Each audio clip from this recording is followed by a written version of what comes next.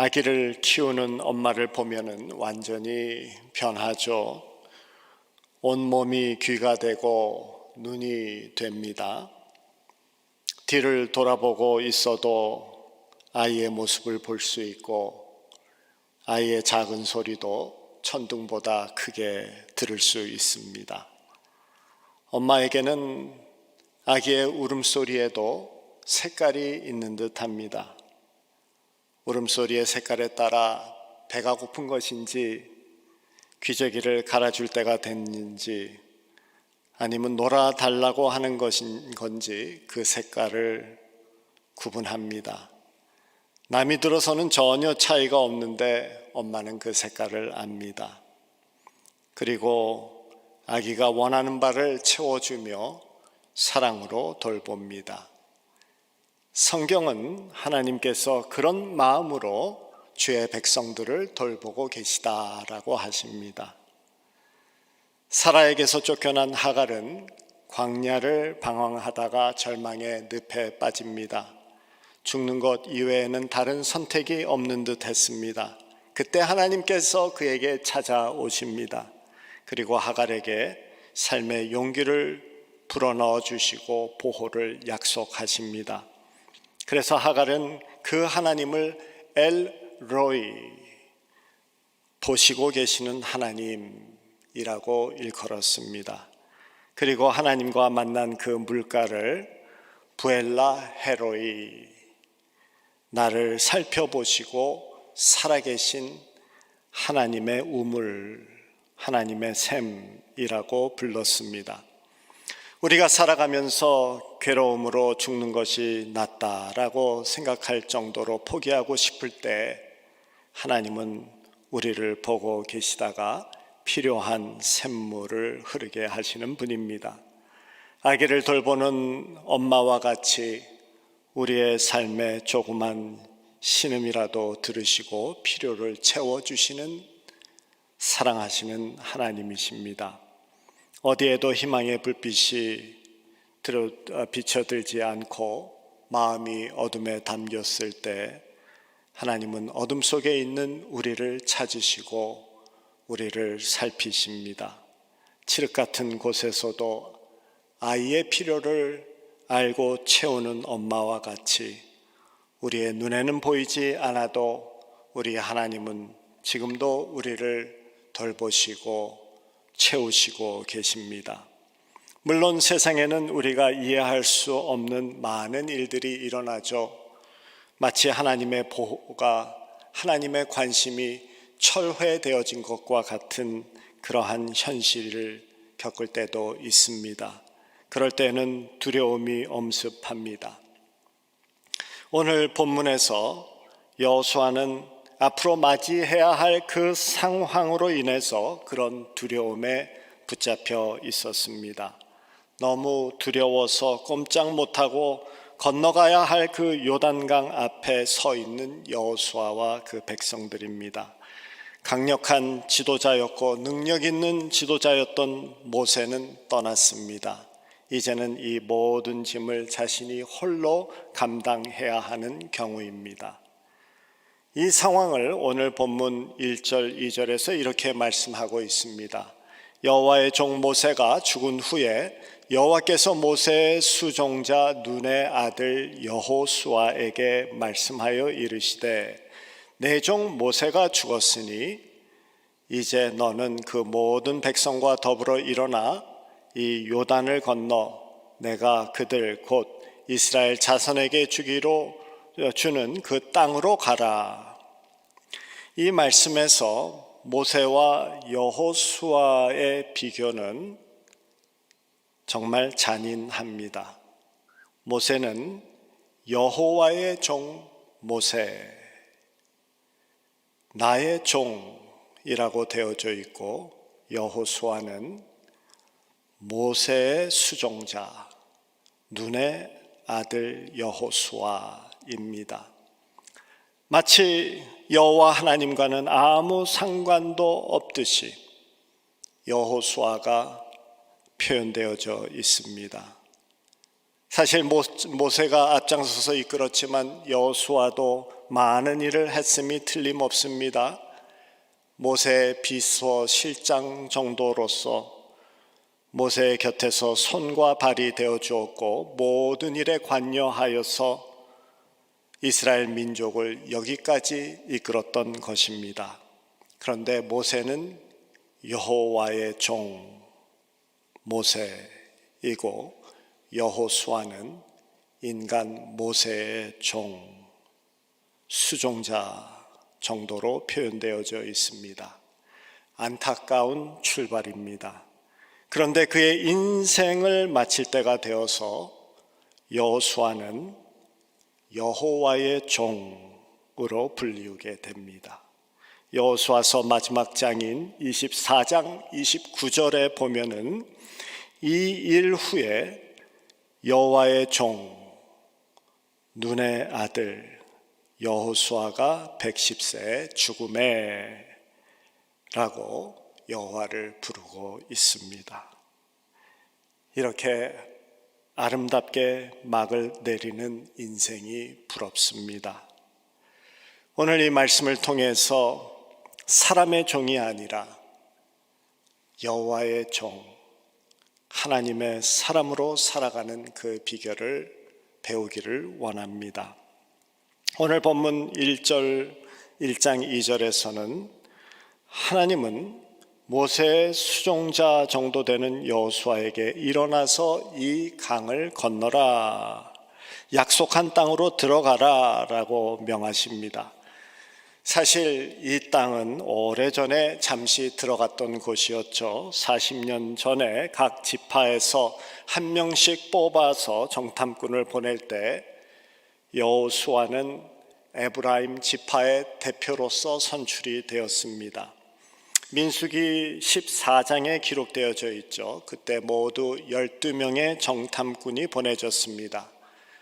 그런데 돌아와서는 12명 중에 10명은 그 땅은 우리가 차지할 수 없는 땅이다 라고 했습니다. 그런데 여호수아와 갈렙은 그 땅은 여호와께서 약속하신 것과 같이 젖과 꿀이 흐르는 땅이다 라고 말했습니다. 그때 12명이 들어가서 보았습니다. 그런데 10명은 그 땅에 사는 큰 거인들을 보았습니다. 아낙 자손을 보았고 네프림 후손을 보았습니다. 감히 상대할 수 없는 거인들을 확인하고 왔고 철병거를 가진 그들을 보았습니다. 이스라엘과 비교할 수 없는 군사력을 보았습니다. 거대한 세상을 보고 온 것입니다. 그리고는 기가 질려서 돌아왔습니다.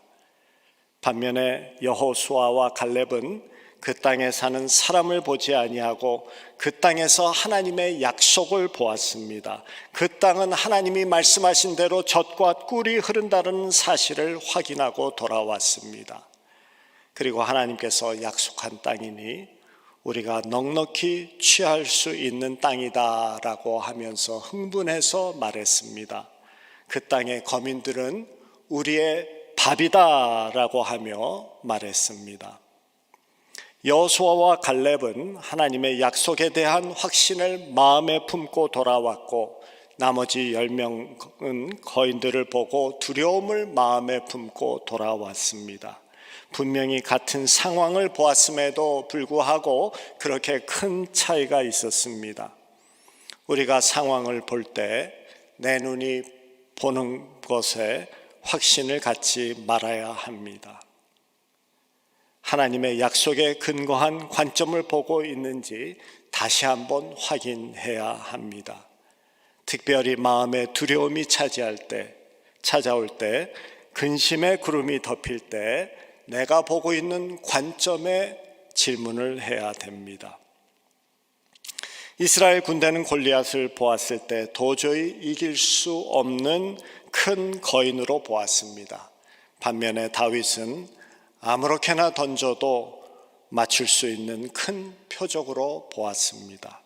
보는 관점이 중요합니다.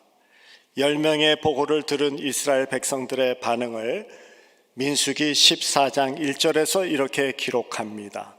온 회중이 소리를 듣고 부르짖으며 백성이 밤새도록 통곡하였더라. 사람의 소리를 듣고 하나님의 약속을 잊어버려서 밤새도록 통곡을 했다라는 것입니다. 우리는 이곳 광야에서 다 죽게 되었습니다. 우리는 돌아가야 됩니다. 라는 이 사람의 보고를 들은 백성들은 그것이 약속의 땅임을 기억하지 못하고 밤새도록 두려움으로 통곡을 했습니다. 우리들은 세상의 이야기를 듣고 밤새도록 통곡하며 잠 못 이루는 일이 있지 않기를 원합니다. 생각지 못했던 소식을 접해도 놀라거나 하루 종일 통곡하지 않기를 원합니다. 사람의 소리를 듣고 한숨과 탄식을 내지 않는 우리들이 되어야 하겠습니다. 건강이 악화되는 듯하고 상황이 어려워지고 재정적으로 숨이 막힐 듯해도 통곡하지 아니하고 하나님의 약속에 귀를 기울이고 일어서는 저와 여러분들이 되어야겠습니다. 이제 하나님께서 두려움에 잡혀 일어서지 못하는 여호수아에게 일어서게 하기 위하여서 약속을 선포하십니다. 5절의 말씀이죠. 내 평생에 너를 능히 대적할 자가 없으리니 내가 모세와 함께 있었던 것과 같이 너와 함께 있을 것이라. 내가 너를 떠나지 아니하며 버리지 아니하리니. 내가 너와 함께 하겠다. 내가 너의 도움이 되고 너의 방패가 되겠다. 내가 너의 힘과 능력이 되겠다라는 약속입니다. 아기의 엄마와 같이 뒤를 돌아보고 있어도 너를 잊지 않겠고 조그마한 신음소리도 들겠다라고 하십니다. 절대로 홀로 버려두지 않겠다라고 약속하십니다. 그러니 상황을 보지 말고 하나님을 신뢰하고 일어나 걸어가라라고 말씀합니다. 일반적으로 우리가 처한 상황이 우리를 잡아먹지 못합니다. 우리의 마음의 걱정과 두려움이 우리의 발목을 붙잡고 우리를 잡아먹습니다. 주신 약속을 붙들지 못해서 상황에 잡아먹히는 것입니다. 하나님의 약속을 붙드는 사람은 환경을 보는 관점이 다릅니다. 큰 거인을 보지 않고 큰 표적으로 봅니다. 네피림을 보지 않고 우리의 밥으로 보게 되는 것입니다. 여호수아가 하나님의 수종자, 모세의 수종자로 시작했지만 하나님의 종으로 생을 마치게 된 그 비결이 바로 여기 관점을 바꾸었다라는 것입니다. 하나님의 관점으로 보기 시작한 겁니다. 사람의 소리에 귀를 기울이지 않고 하나님의 약속에 붙들려 살았기 때문에 하나님의 종으로서 인생을 마감할 수 있었습니다. 이 약속의 말씀인 1장 5절의 말씀은 저에게도 복음입니다. 내 평생에 너를 대적할 자가 없으니 내가 모세와 함께 있었던 것 같이 너와 함께 있을 것이라.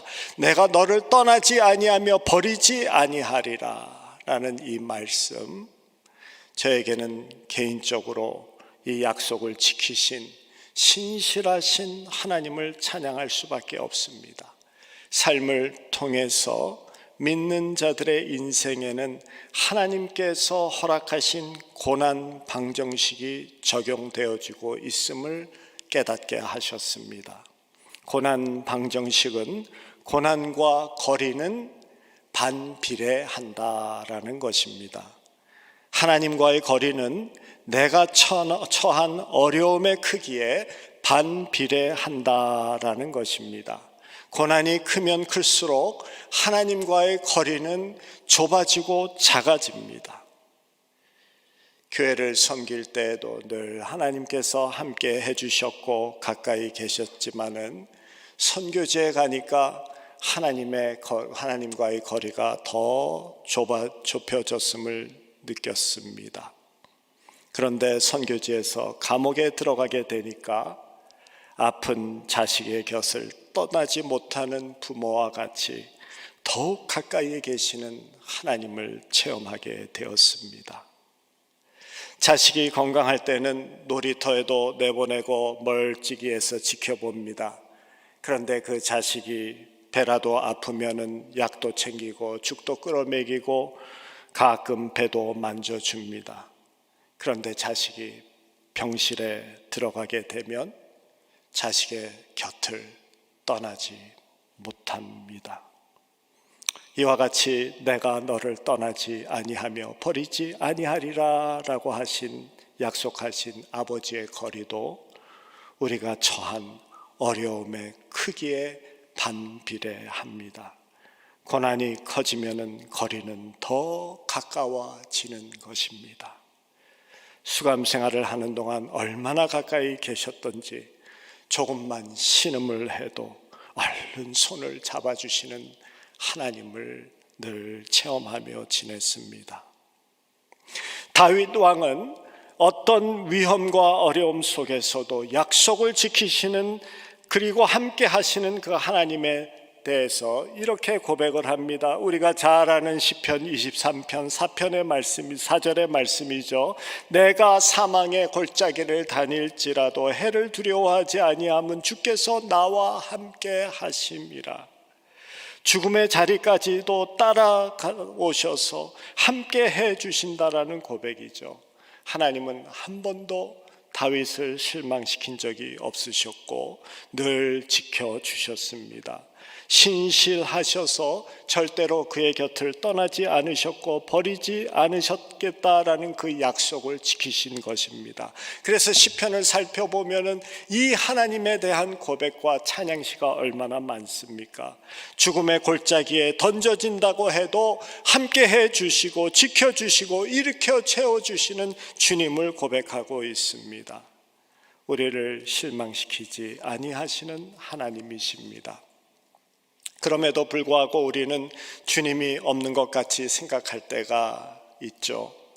늘 지켜보고 계심에도 불구하고 만지지 못하면은 없고 불안해지고 걱정합니다. 어린 아기가 그렇습니다. 엄마가 아기 곁에 있다가 부엌에 가서 일을 합니다. 자던 아기가 깨어나서는 자지러지게 웁니다. 엄마가 보이지 않는다는 거죠. 바로 옆에 있는 부엌에서 이유식을 만들고 있는데도 눈에 보이지 않는다고 자지러집니다. 자기 눈앞에 있어야 하고 자기의 피부가 닿아야 합니다. 조금 성장하고 말귀를 알아들게 되면은 엄마가 집에 어디 있다라는 그 신뢰 속에서 소리 지르지 아니하고 그냥 엄마하고 부릅니다. 눈에 보이지 않아도 자지러지지 않습니다. 엄마는 늘 자신을 돌보고 계시다라는 것을 믿고 신뢰하기 때문입니다. 아기 차원의 경험과 아이 차이의 차원에서 부모를 경험하는 수준이 이렇게도 차이가 있습니다. 신앙생활의 차원도 그렇습니다. 내가 중심이 되어지면은 내 관점에서 하나님을 보게 됩니다. 내가 보면은 하나님이 보이고 내가 보지 못하면은 하나님이 계시지 않습니다. 내 관점이면은 그렇습니다. 그러나 말씀의 관점, 말씀으로서 하나님을 봐야 됩니다. 세상 일이 좀 풀리면 하나님이 나를 돌보시는 것 같고 일이 안 풀리면 하나님이 멀리 떨어져 계시고 나를 내버려 두시고 어디 계시냐라고 따지기 시작하죠. 아기와 같은 차원입니다. 수준을 높여야 합니다. 하나님은 우리를 늘 지켜보시고 실망시키지 않으시고 우리를 돌보신다라는 것을 알아야 합니다. 지난해 상황이 힘들었습니다. 그리고 아직도 힘듭니다. 그래도 아기와 같이 불안해하지 마시고 늘 함께 하신다라는 이 말씀을 근거로 이 약속을 붙들고 안심하며 나아가는 저와 여러분들이 되시기를 바랍니다. 이렇게 하나님이 함께 계시고 살펴보신다라는 확신을 기초로 해서 그 다음에 6절을 말씀하고 있습니다. 강하고 담대하라. 하나님이 너와 함께 하고 있으니 강하고 담대하라. 너는 내가 그의 조상에게 맹세하여 그들에게 주리라 한 그 땅을 이 백성에게 차지하게 하리라. 내가 함께 한다라는 이 확신의 마음을 품고 용기와 담대함을 가지고 앞으로 가라라고 말씀하시죠.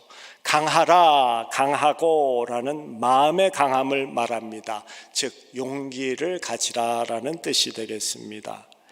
우리 인간은 누구나 문제 앞에 서면 약하고 소심해집니다. 마음이 약하고 좁쌀처럼 쪼그라듭니다. 그래서 7절에 다시 한번 같은 말씀을 반복하면서 강조하시죠.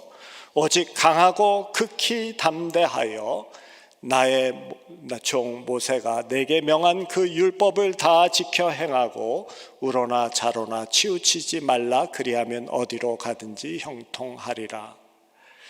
여호수아는 기가 막힐 수도 있었겠다라는 생각을 해봅니다. 지금 형편에 사실 용기와 담대한 것도 필요하지만은 이제 가나안 족속들과 전쟁을 치르고 그들을 쫓아내고 정복해야 하는 그 임무를 받고 급한 상황인데, 그것을 잘 아시는 하나님께서 칼과 창과 같은 싸울 무기를 주시고 식량도 주시고 아니면 모세에게 주셨던 능력의 지팡이라도 짚어주시든지 그래야 되는 것 아닙니까? 내리치면은 바다가 갈라지는 그런 능력의 지팡이라도 주셔야 이 약속의 땅에 들어갈 때 도움이 될 것이기 때문입니다.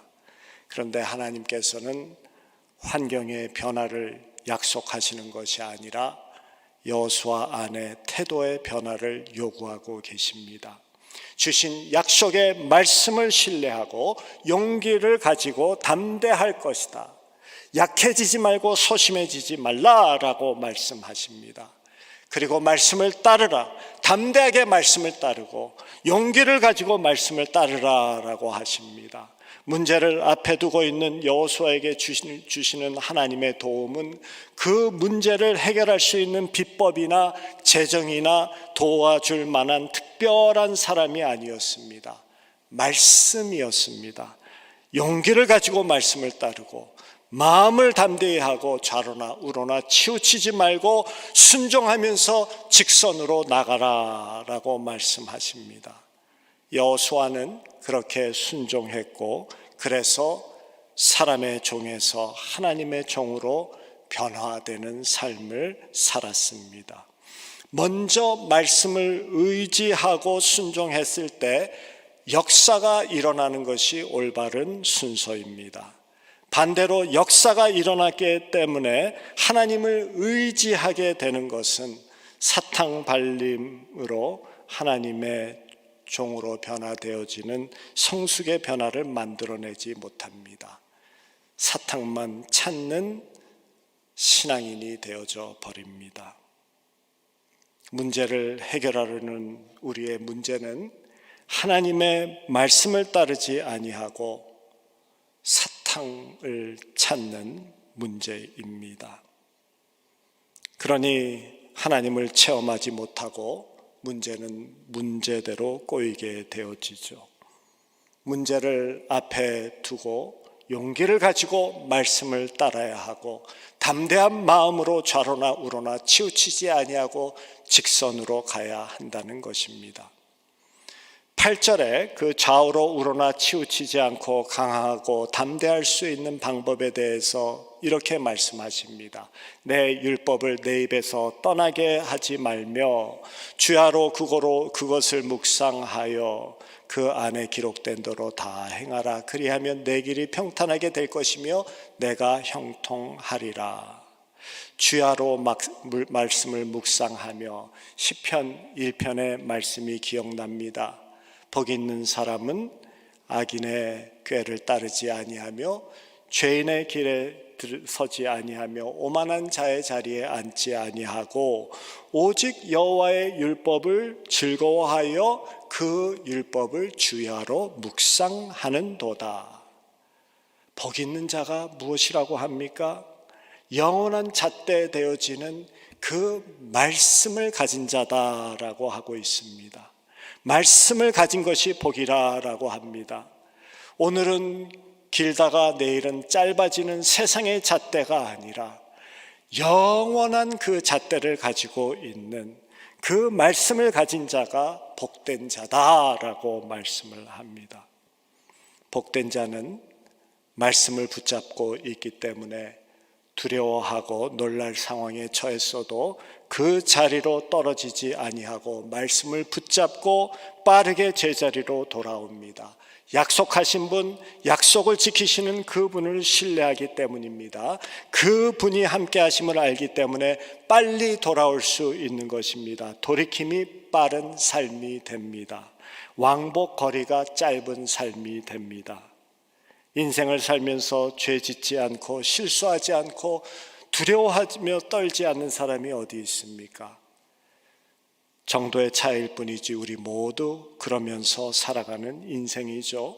그러나 말씀을 묵상하는 자는 죄를 지어도 빨리 돌아오고 실수를 해도 그곳에 머물지 않고 빨리 돌아오게 되고 두려움 속에 있어도 빨리 떨쳐버리고 돌아오게 됩니다. 왕복거리가 짧은 삶을 살게 됩니다. 그것이 축복된 삶이고 형통한 삶을 만드는 것이죠. 그것이 은혜입니다. 영원한 잣대되는 말씀이 있기 때문입니다. 9절에서 말씀합니다. 내가 내게 명령한 것이 아니냐? 강하고 담대하라. 두려워하지 말며 놀라지 말라. 내가 어디로 가든지 내 하나님 여호와가 너와 함께 하느니라 하시니라. 같은 말씀을 세 번째로 다시 반복해 주십니다. 일이 되지 않아도, 형편이 좋지 않아도, 상황이 호전되지 않아도 하나님이 함께 하심을 알고 끝까지 확신하고 끝까지 용기를 잃지 말고 두려워하지 말라라고 하십니다. 그것이 믿음입니다. 끝까지 말씀을 붙잡는 것이 믿음입니다. 이 믿음이 결국은 우리를 승리케 합니다. 이 믿음이 결국 이기게 합니다. 이 믿음이 우리를 하나님의 사람으로 만듭니다. 이 믿음이 결국 영혼까지 우리를 이끌어가는 것입니다. 이 믿음에서 병상에서 다시 일어나는 것이고 잿더미에서 다시 일어날 수 있는 것이고 이 믿음 때문에 죽음의 골짜기에 엎어져도 다시 일어나는 것입니다. 신실하신 하나님, 실망시키지 아니하시는 그 하나님이 우리와 함께 하신다라는 이 믿음입니다. 오늘은 사람의 종으로 시작했지만 하나님의 종으로 인생을 마친 여호수아의 말씀이었습니다. 많은 사람들이 세상의 것의 종으로 시작해서 세상의 것의 종으로 인생을 마칩니다. 그것이 돈이든 힘이든 명예든 사람이든 그것의 종으로 살다 벗어나지 못하고 그것의 종으로 인생을 마칩니다. 그러나 하나님의 백성에게는 붙잡혀야 될 것이 있습니다. 붙잡아야 될 것이 있습니다. 신실하신 하나님의 약속의 말씀을 믿음으로 붙들고 강하고 담대하여 직선으로 살아갈 때 신뢰가 순종을 낳고 순종이 역사를 낳고 그 역사가 우리를 하나님의 사람으로 축복의 사람으로 만든다라는 것입니다. 텍사스의 호텔 방에 한 젊은이가 신음을 내고 있었습니다. 그 손에는 수십 개의 하얀 알약이 들려 있습니다. 투자자들의 돈을 모아서 사업을 시작했다가 실패하자 자살을 결심한 것입니다. 약을 손에 집어든 이 청년은 갑자기 무릎을 꿇었습니다. 그리고 어려서 어머님이 해주신 말씀을 기억했습니다. 세상이 널 버려도 하나님은 널 버리지 아니하신다. 그분은 너의 피난처 되어주시고 요새 되어주신다라는 말씀을 기억해야 됩니다. 그 순간 손에서 약을 내려놓고 손을 모은 후에 이제 나의 도움 되시고 피난처 되시는 하나님 의지하고 살겠습니다 라고 고백하며 눈물을 쏟아붓습니다. 오열이 터집니다. 생전 그렇게 울어본 적이 없었다고 합니다. 그리고는 용기를 얻어서 투자자들과 합의를 보고 다시 사업을 시작합니다. 주님의 약속을 의지하고 다시 일어선 것입니다.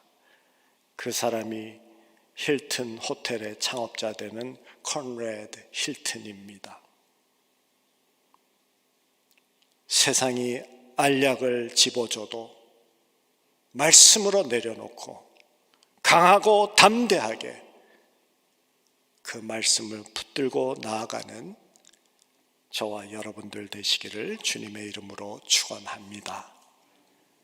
마지막으로 그 힐튼의 어머니가 들려주었던 이사야 선지자서의 말씀, 이사야서 41장 10절의 말씀을 저희들 함께 읽으면서 마치도록 하겠습니다. 함께 읽겠습니다.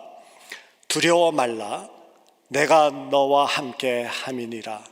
놀라지 말라, 나는 내 하나님이 됨이니라. 내가 너를 굳세게 하리라. 참으로 너를 도와주리라. 참으로 나의 의로운 오른손으로 너를 붙들어리라.